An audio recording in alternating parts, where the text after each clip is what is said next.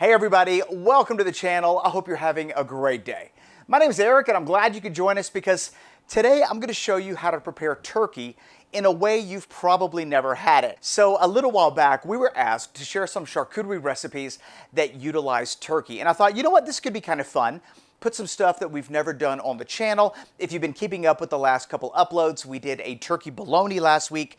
The week before that we did a turducken sausage with cornbread dressing. Absolutely delicious. And this week we're going to be making a Calabrian turkey salami that's mini. Okay, now I do got to admit, I did try to get a little cheeky with the name because after all, this is a mini salami. And what better name for a mini salami than Salamini? And I got to be honest, I thought I was being totally creative, totally original until I found out that a Salamini already exists. It's actually Italian for mini salami. So I scratched the original recipe I wrote, rewrote it to give it an Italian flair, an Italian flavor. And today I'm going to show you how we made the Calabrian Turkey Salamini. Let's do it.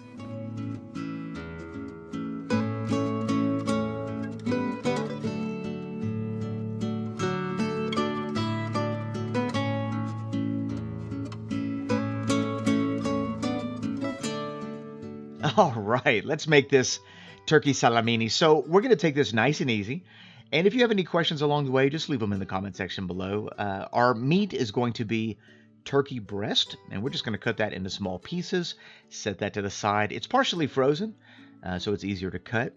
And for the fat, we're going to be using turkey skin. So this is going to be a 100% turkey salami. And of course, if you want to mix and match, add a little pork, add a little pork fat, you can certainly do that. I wanted to keep this 100% turkey. So we've got our fat and we've got our turkey breast already cut up. And we need this basically frozen. It's going to grind a lot easier. So I'm just going to take this and place it into my freezer for about 30 or so minutes while we get our spices together. And for the spices, we're going to add a little salt and pepper flakes. Be sure to check the description box below for the full-blown recipe. You'll find a link right there at the top. After the pepper flakes, we're going to add some white pepper and cure number 1. This is going to hang in our chamber for a couple weeks. We're also going to add some powdered dextrose. This is the sugar that feeds the bacteria that's going to help ferment our salamini, make it safe to dry. We're also going to add some garlic powder, onion powder, and then our Calabrian pepper powder. And although the spice profile is pretty simple, this should pack a whole lot of flavor. The last ingredient is non-fat dry milk. This is totally optional. We're going to be adding this to our salamini to help develop the texture and the bind of our turkey mince. We're also going to be adding it to add a slight creaminess to the end result. That's what we got going on right there. We're going to set that to the side. Next, we need to get our cultures ready. This one right here is a mold starter culture called Penicillium nalgiavense. This is just the white mold that grows on salami, and we're going to let that rehydrate a couple hours. And this one is a bacterial starter culture called Flavor of Italy, and this is actually going to add beneficial bacteria to our mincemeat, and as it consumes the sugar in our recipe, it's going to produce lactic acid, lowering the pH, which is going to create a safe environment for it to dry. So this is going to allow it to ferment properly. The bacterial starter culture, we just let it rehydrate for 30 minutes. And let's move on to the casing. So the salamini is going to be using a very small 18-20 millimeter sheep casing. This is the smallest casing that I had. I got these from the sausage maker, and they've just been rehydrating in some cool water with a touch of baking soda in it. So that's going to help lubricate the casing, allowing it easier to put on the stuffing horn.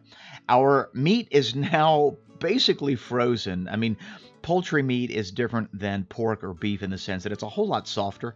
And so we want this very cold, frozen to partially frozen, and that's going to help the fat and the meat grind properly without smearing.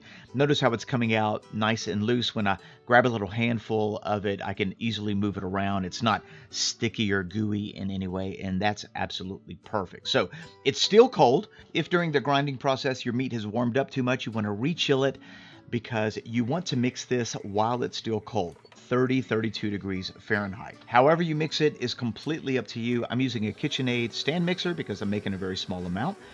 And we're just going to go ahead and add our spices. And once we get the spices in there, we're going to add our starter culture. This has been rehydrating for 30 minutes and it's ready to go.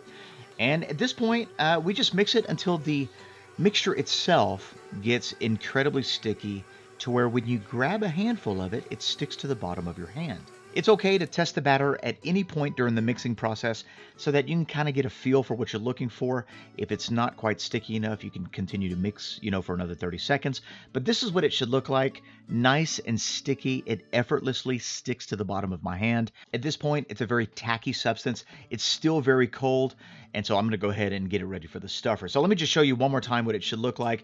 The meat is no longer loose like when we started, nor is it greasy feeling. Sometimes if you overmix it, it could be greasy feeling because the fat's starting to melt. So let's go ahead and put it into our casing. Now, I do want to say that using a 1/2-inch stuffing horn to stuff sheep casings like we're doing here is going to put a lot of pressure and stress on the gears of your stuffer. So if you don't have a high quality stuffer with good gears, I probably wouldn't even attempt this sausage because it could easily break your stuffer due to the amount of pressure that it puts on the system. So we're using a stuffer from the sausage maker, which has an incredibly overbuilt gear system, great specifically for these small types of casings. All right, so we're just going to get that stuffed into our 18mm casing. And another cool thing about the casings from the sausage maker is that they're AA grade, and so they're a lot less likely to rupture on you when you're stuffing them. We had a little bit of mincemeat left over in our hopper. We're going to put that in some cling film because during the fermentation process, we're going to have to test the pH, and I don't want to disrupt what's already in the casing. So we're going to use this little package right here to test the pH of our turkey salamini. And as we move on with the final steps of preparation, we're just going to prick any air pockets out, just kind of give it an overall prick. I do want to weigh the sausage because that's going to let me know when it's ready. And so for this particular project, I'm going to target a 40% weight loss. So I'm just going to write down the actual weight, subtract 40% from it, and when it hits that target weight, we'll check to see if it's ready. And finally, we're going to brush that protective mold culture onto this sausage. And, looking back at this project, this is actually totally optional.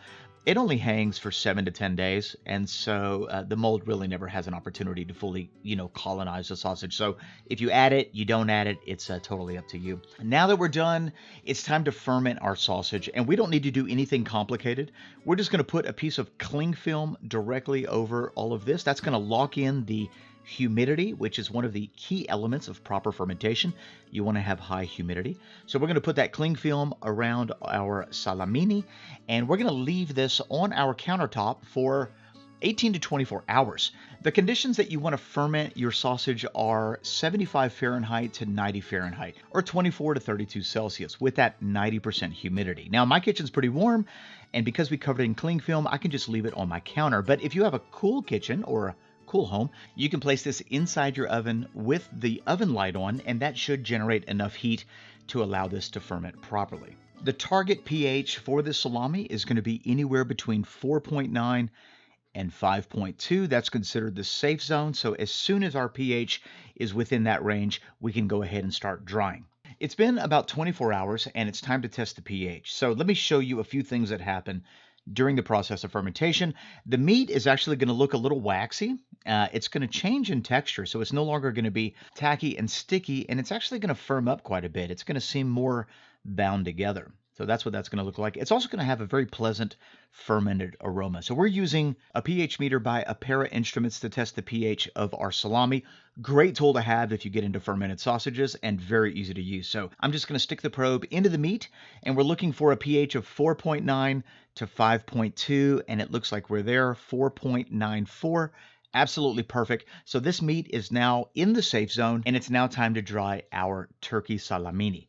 The reason pH is so important when you're drying raw meat is because at these lower pHs, we're creating an environment that's inhospitable to unwanted bacteria. If your pH is too high, the way raw meat is naturally, then you run the risk of growing unwanted bacteria, which will make your product unsafe. So into our drying chamber, this turkey salami goes. And our drying chamber is a modified refrigerator where we control the temperature and we control the humidity. And I'll put a link at the end of this video if you want to see how we built it. But basically, the heart and soul of our chamber is a humidifier and a dehumidifier coupled with the temperature of the refrigerator, and all of that creates an environment that's perfect for dry curing meats. Now, if you don't have a chamber, but you have a basement or a cellar where the temperature is around 55 Fahrenheit or 13 Celsius, and the humidity is between 75 and 80%, preferably 80%, then you can hang this in there with absolutely no problem. Because of the diameter of the salami, it shouldn't take very long, so 7 to 10 days, we'll give it a check and see if it's ready.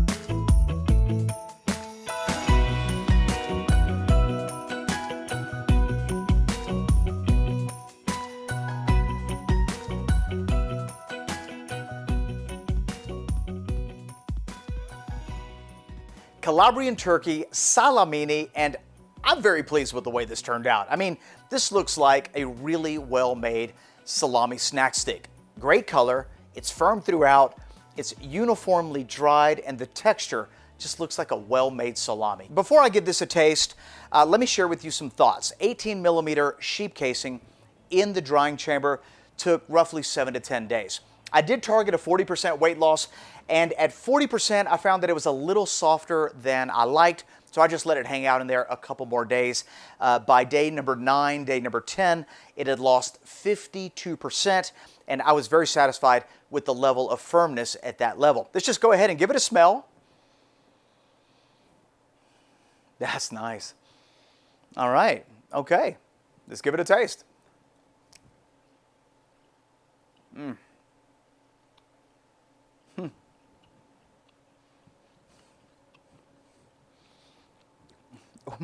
Wow, that's got a nice, woo, that's got a nice spicy kick to it. If you've never tried Calabrian pepper, you really ought to get yourself a bag of it. It doesn't have to be much because a little goes a long way, and it adds such a nice sort of smoky, earthy element to whatever you put it in. I love putting it in salami because as the salami dries, that Calabrian pepper flavor just sort of gets magnified. And wow, turkey by itself, you know, doesn't really have a whole lot going on, but this salamini is loaded with flavor. The texture of this mini salami actually reminds me a lot of the texture of a Slim Jim. You've got that nice little bite, you've got that chew that comes along with it. I gotta be honest, I'm beside myself right now. That is delicious. It's spicy, it's garlicky, and if you're in a position to make something like this, I highly suggest that you do. And if you do, leave me a comment. If you have any questions about how to make this Calabrian turkey salamini, let me know in the comment section below. If you like this video or got anything out of it, a great big thumbs up is always appreciated. And if you're new to our channel, we'd like to say welcome. Thanks for joining us. Don't forget to click that subscribe button and that notification bell. You can be notified of each one of our crazy uploads. We upload every single week. And next week, we've got another pretty wild video lined up for you. I don't want you to miss it. Thanks for being here. See you later. Bye-bye.